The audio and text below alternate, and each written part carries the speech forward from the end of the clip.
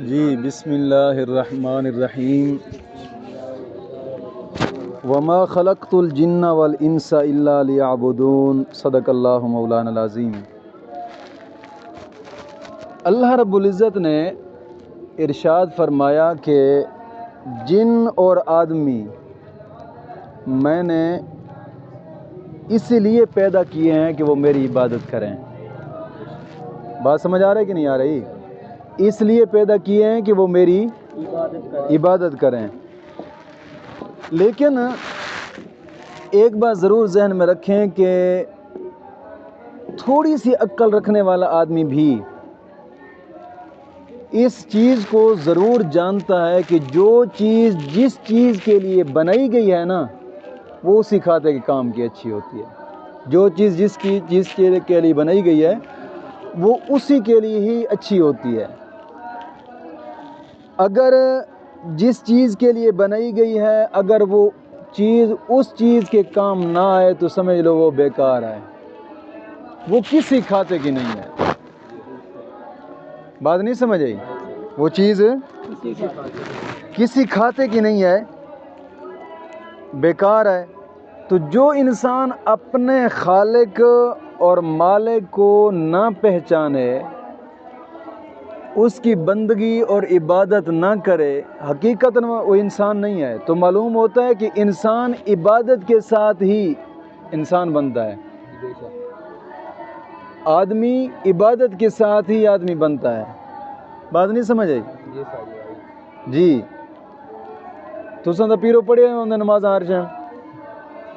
اچھا ٹھیک ہے، اچھا کر دیو۔ تو عبادت ہی سے آدمی ہوتا ہے۔ بات نہیں سمجھ آئی؟ کیوں؟ انسانوں اور جنوں دونوں مخلوقوں کو رب تعالیٰ نے اپنی عبادت کے لیے پیدا فرمایا ہے۔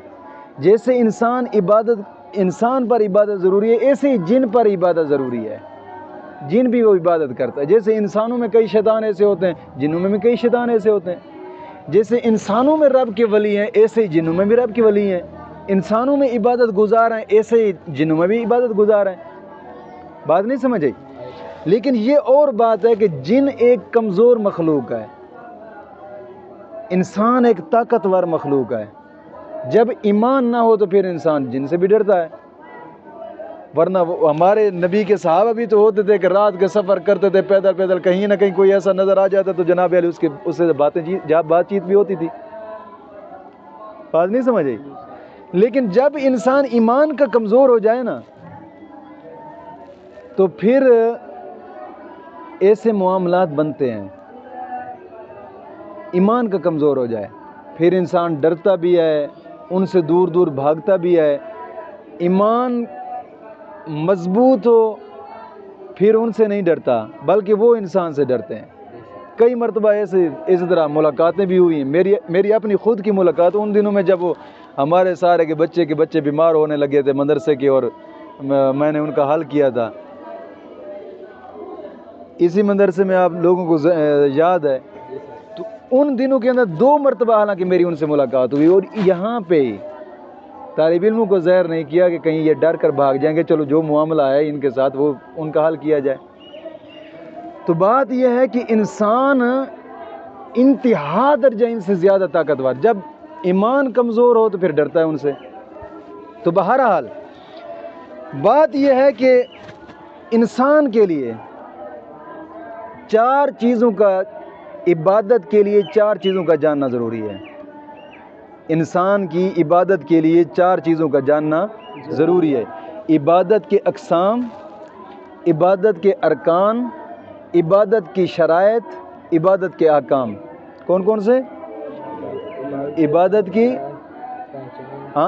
کی اقسام، عبادت کے ارکان، عبادت کے شرائط اور عبادت کے احکام۔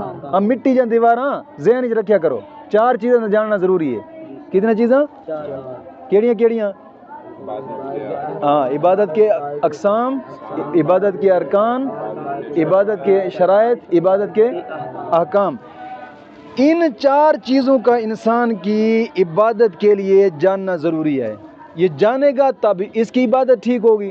اگر ان چیزوں کو وہ جانتا نہیں ہے تو بے عمل ہے، تو بے عمل جناب علی جب علم ہی نہیں ہے تو بے علم کے لیے عمل ناممکن ہے۔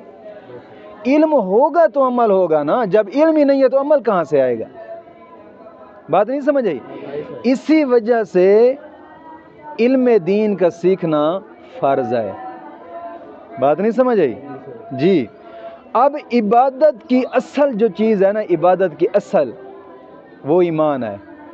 عبادت کی اصل کیا چیز ہے؟ ایمان۔ بغیر ایمان عبادت بیکار ہے۔ اب کوئی شخص بے ایمان ہے، اس کا ایمان ہی نہیں ہے۔ ایمان بنتا ہے عقیدے سے، عقیدہ ٹھیک نہ ہو تو ایمان نہیں ہے، بھلے کتنی لمبی باتیں کیوں نہ کرے۔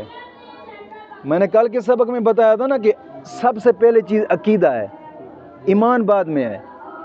اگر عقیدہ نہیں ٹھیک تو ایمان بھلے کتنی ہی عبادت، وہابی لوگ ہیں کتنی باتیں کرتے ہیں، یا ان کو چھوڑیں، وہ یہودیوں کے ممالک میں دیکھیں، کبھی کبھار ایسا ہوتا ہے کہ آپ دیکھ رہے ہوتے ہیں چھوٹے چھوٹے کتے جو ہوتے ہیں وہ کتوں کو بھی اٹھا کر ان کی پرورش کر رہے ہوتے ہیں، کیا ان کو ثواب ملتا ہے؟ نہیں ملتا۔ چھوٹے چھوٹے بچوں کی بھی وہ پرورش کر رہے ہوتے ہیں، کیا ان کو ثواب ملتا ہے؟ کیونکہ جب ایمان ہی نہیں ہے تو پھر عبادت کاہے کی ہے؟ بات نہیں سمجھ آئی؟ ایمان کے بغیر عبادت کسی کھاتے کی نہیں ہے۔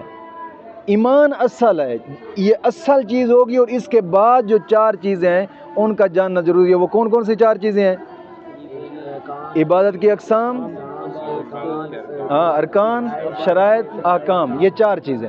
پہلے ایمان ہے، ایمان کے بعد ان چار چیزوں کا جاننا ضروری ہے۔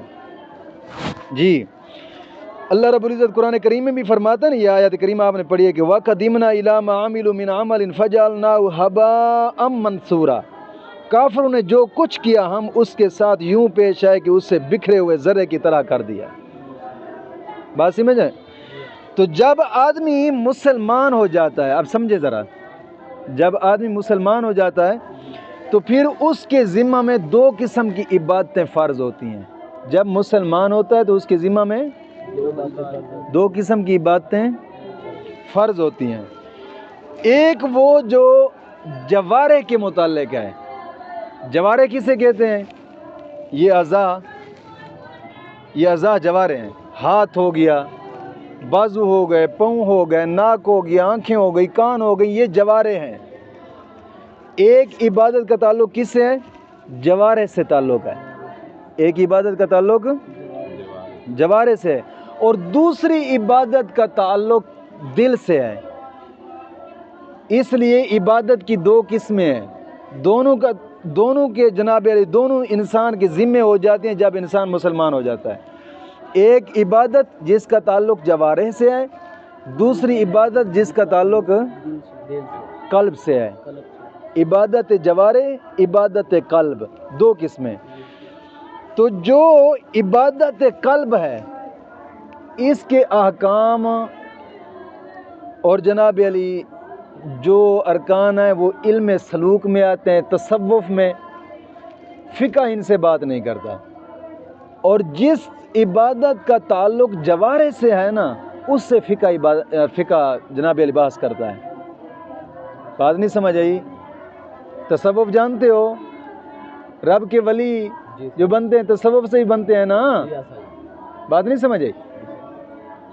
تو جن کا تعلق جوارح سے ہے فقہ ہمیشہ اس سے ہی بحث کرتا ہے۔ تو جن کا تعلق جوارح سے ہے یعنی ظاہری بدن سے جو عبادت تعلق رکھتی ہے وہ پھر دو قسم کی ہوتی ہے۔ وہ کتنے قسم کی ہوتی ہے؟ مسئلے کو سمجھیں ذرا، بعد میں کتاب کی عبارت پڑھنا۔ جس کا تعلق جناب علی جوارح ظاہری بدن سے ہوتا ہے وہ دو قسم کی ہے۔ وہ کتنے قسم کی ہے؟ دو قسم کی۔ پہلی قسم یہ ہے کہ وہ عبادت جو بندے اور رب کے درمیان خاص ہے، جو بندے اور رب کے درمیان خاص ہے، جو بندے اور رب کے درمیان خاص ہے، پہلی قسم جو بندے اور رب کے درمیان خاص ہے۔ اور دوسری عبادت وہ ہے کہ جو بندوں کا آپس میں تعلق ہوتا ہے. عبادتیں دو قسم کی ہیں. ایک عبادت وہ کہ جس کا بندہ اور رب کے درمیان تعلق ہے. ایک وہ عبادت جس کا بندے کے ساتھ تعلق ہوتا ہے. جس کا تعلق بندہ اور رب کے درمیان ہے وہ عبادت ہے نماز، روزہ، حج، زکوٰۃ. سمجھ آ گئی؟ کبھی کبھی جماعت کے ساتھ پڑھی جاتی ہے، جس طرح جماعت کے ساتھ نماز ہوتی ہے. عیدین ہو گئی، پنجگانہ نماز. سمجھ آ گئی؟ اور جس عبادت کا تعلق بندہ اور بندوں کے درمیان ہوتا ہے، جس طرح کہ نکاح، خرید و فروخت، تو پہلی عبادت جو ہے نا اس کو عبادت کہیں گے، اور دوسری قسم جو ہے اس کو معاملات کہتے ہیں. عبادت کی دو قسمیں ہو جاتی ہیں. پہلی قسم کا نام عبادت اور دوسری قسم کا نام معاملات. ہیں دونوں عبادت. معاملات بھی اگر شریعت کے مطابق کیے جائیں تو یہ بھی عبادت ہے. بات نہیں سمجھ آئی؟ یہ بھی عبادت ہے شریعت کے مطابق کیے جائیں. اگر شریعت کے مطابق سے ہٹ کر، خدا اور رسول کے حکم سے ہٹ کر کریں گے، گناہ بھی ہے اور عذاب بھی ہوتا ہے. بات نہیں سمجھ آئی؟ تو پہلی قسم جو عبادت ہے نا، پھر یہ عبادتیں چار بن جاتی ہیں: نماز، روزہ، حج، زکوٰۃ. بات نہیں سمجھ آئی؟ اور ان میں سب سے پہلی چیز جو اہم عبادت ہے وہ ہے نماز. اور پھر نماز کے لیے جناب علی انسان کا پاک صاف ہونا ضروری ہے. اس لیے سب سے پہلے اس کتاب میں کتاب الطہارت کو لایا گیا ہے. بات نہیں سمجھے؟ اب اس مسئلے کو دہرائیں، جو مسئلہ میں نے بیان کیا، پھر اس کی عبارت پڑھیں.